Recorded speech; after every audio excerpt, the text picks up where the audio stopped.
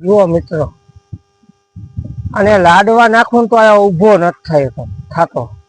અને ઓલો જુઓ કેવો શાંતિથી ઊભો ખાય છે. એ અંધરો છે છતાં ઊભો થઈ અને કાયદેસર લાડવા એને જ ખવડાવ્યા જુઓ છે. અને આ આસુ આમ તો કાંઈ આને આસુ મેં આનું નામ નથી પાડ્યું. એ ઊભો છે આરામથી એ હું ખવડાવું તો જ ખાવાનું.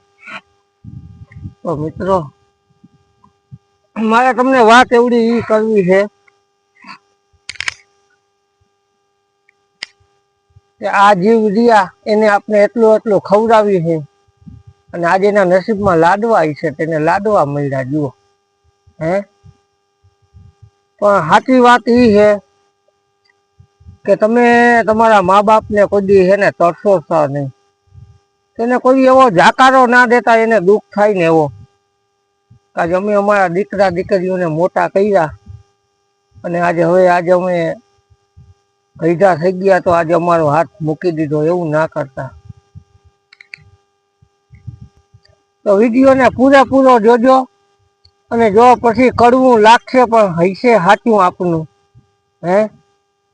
એ ઘણા દીકરાઓની એવી ટેવ હોય કે કાંઈ પણ હુંજ કરવા બેસે અને એના બાપ કે માં વચ્ચે બોલે એટલે તરત જ કહી દે કે તમે સાનું મુના બેહો, તમને શું ખબર પડે હે. અરે ભાઈ, એને બધી ખબર પડે છે. તઈ તો તું આવડો થઈ ગયો, તું એવડોય ના થા કે એવડી દીકરીઓ ના થાય. તમે જ્યારે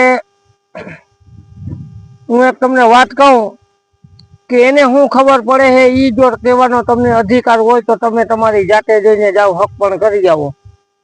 કોઈ પણના ઘરે લગ્ન એકલો જઈને કરી જાઓ તો હું માનું કે ના, એને કાંઈ ખબર નથી પડતી. તો તમે તમારું એકલું હક પણ કરવા નહીં જઈ શકો. અહીંયા તમારી માં કે તમારા બાપની જરૂર તમારે જરૂર ને જરૂર પડશે. એને ઈ ખબર પડે છે હે.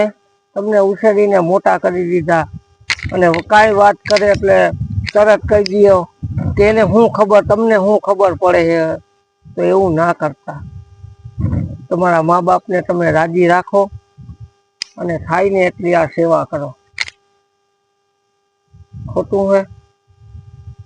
જો સાચું લાગ્યું હોય ને તો કોમેન્ટમાં જય દ્વારકાધીશ લખજો. વિડીયો મોટો થઈ ગયો હે તો જોજો જરૂર હે.